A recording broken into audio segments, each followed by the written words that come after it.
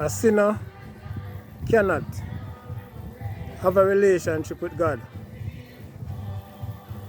A sinner cannot have a relationship with God.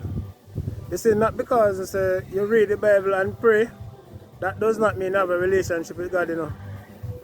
And at this, I tell some of my unsaved friends them. And when I say this to them, it seems that they don't want to crucify me. To tell them the truth.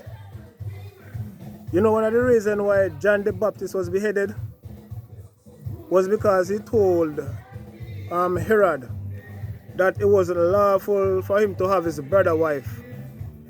And if you read St. Mark chapter 6 verse 18, you will see it right in there.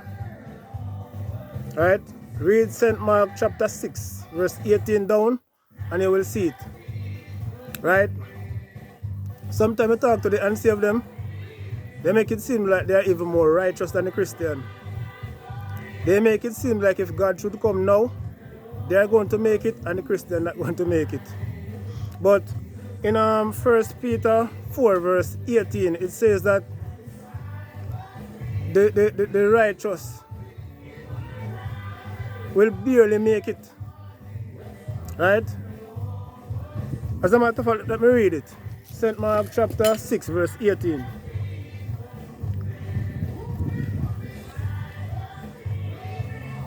It says, now, if the righteous one is scarcely saved, where will the ungodly and sinners appear? Right? If the righteous one is scarcely saved, where will the ungodly and the sinners appear? There's a big difference between knowing a person and having a relationship with them.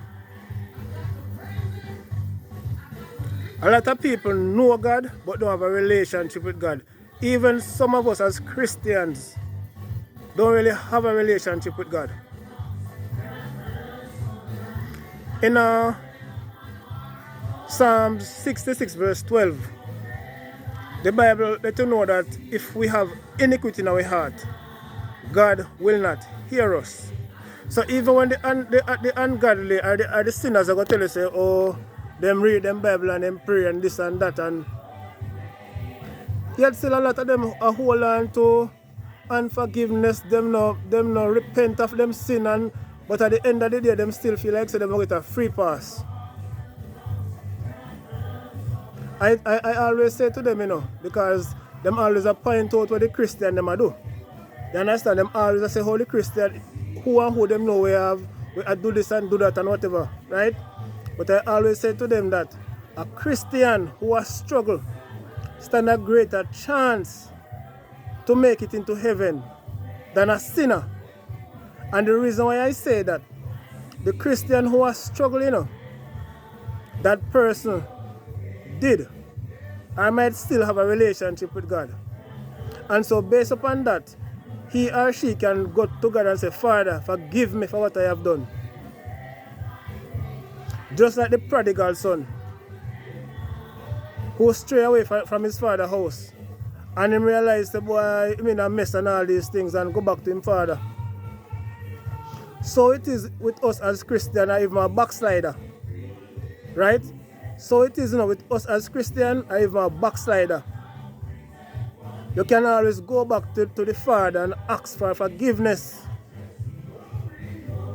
Now when I tell some of the unsaved them these things, you know, big old argument, man. Some of them are curse and run me and all these things because of them can't handle the truth. Not because they know a person. It does not mean you have a relationship with them. I know a lot of young ladies, several of them I know, and I don't have a relationship with them. I can't guard them yard.